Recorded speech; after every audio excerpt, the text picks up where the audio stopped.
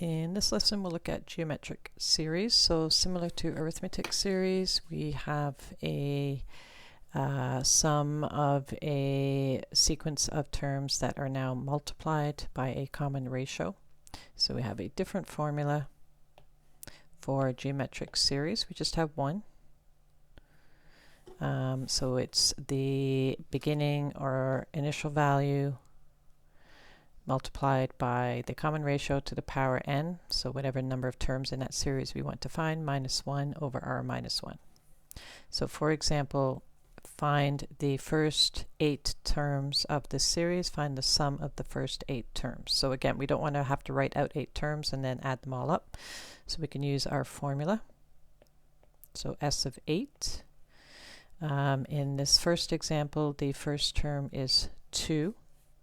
The common ratio, I can take the second term, negative 6, divided by the term before it. That's negative 3. I'll do it again. Positive 18 divided by negative 6 equals negative 3. So just keep in mind that the negative and the positive, we're still adding the terms together, but some of the terms are negative. So the first term is 2. The common ratio is negative 3. We want the sum of 8 terms. And then we'll do common ratio of negative 3 minus 1. So make sure you're putting in the denominator. Sometimes people mix it up and put 8 instead of negative 3. It's the common ratio minus 1. So let's calculate. So negative 3 to the power 8 and then minus 1. Don't forget to put negative or put brackets around the negative 3. That equals 6,560. Negative 3 minus 1 is negative 4, so we're going to calculate this, and that works out to be negative 3280. In example B, similar, we have a first term of 200. The common ratio is the second term divided by the first term. That's a half. Do it again. 50 divided by 100 is a half, just to confirm. Okay, so let's put this into the formula. We want the sum of the first 8 terms, so 200 is the first term. We've got 1/2 to the power 8 minus 1 over 1/2 minus 1. I'm going to keep this in fractions. It's good practice, and we get an exact answer rather than a decimal answer. So 1/2 to the power 8 is 1 over 256. 1/2 minus 1 is minus 1/2. In order to subtract, we would need a common denominator. So we're going to change 1 to 256 over 256.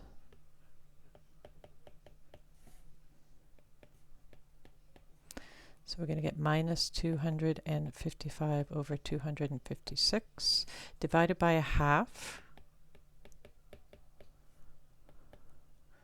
So I'm going to multiply 200 times 255. Remember, 200's over 1. So that's minus 51000 over 256 divided by a half is like multiplying by the reciprocal. So times negative 2. So a negative times a negative is a positive. I'm going to divide 2 into 256. So it gives me an exact answer of 128. So that is preferable. It's not a decimal, it's an exact answer, and it's good practice with fractions.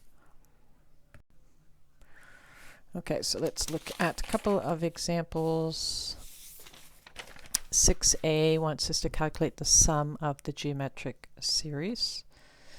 So the first term is 1, and the common ratio appears to be 6. 6 divided by 1 is 6. 36 divided by 6 is 6. We know the last term. We don't know how many terms.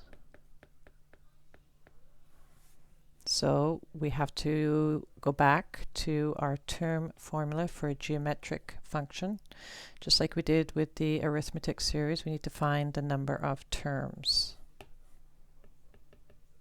before we can answer this question.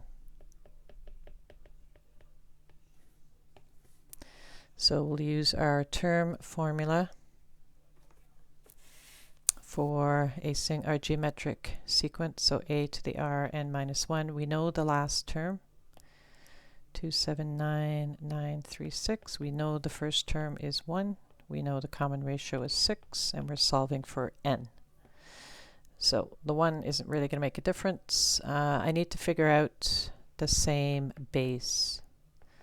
So I want to change this number to base 6. So I have to figure out what power of 6 gives me 279,936. I can just do that in my calculator, and it works out to be 7. Once the bases are the same, we can drop the 6 and just solve for the exponent. So n is 8.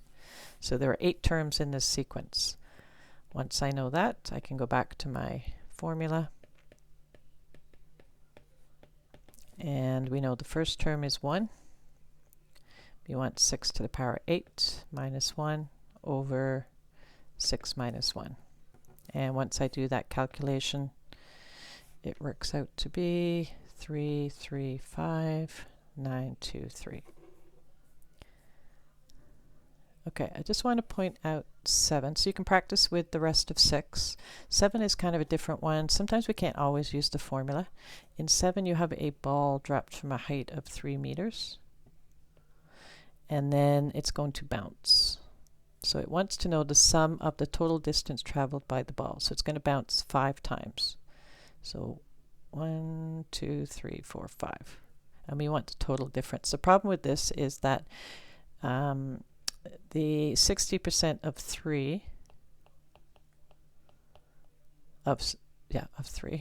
is 1.8.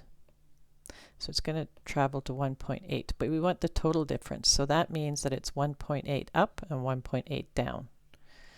And then the next distance would be 1.08. But again, it's going to be 1.08 up, 1.08 down. So it's hard to use the formula with some of these questions. So in that question, the first bounce is 3. We only have one of those because it's dropping from a height of 3. But then we've got 1.8 twice, 1.8 up, 1.8 down, so that's 3.6. And then we've got 1.08 twice, so that's 2.16. And then 60%, so I'll just put the numbers up here, 3 plus 1.8 plus 1.08 plus, then I'm going to do 60% of 1.08 is 0.648. I'm going to double that. Then I'm going to do 60% of 0.648, which is 0.3888. I'm going to double that because it's up and down. And if I add that all up, I get the correct answer. So that one's a little hard to use the formula. So sometimes it makes more sense just to write out the numbers and add them up.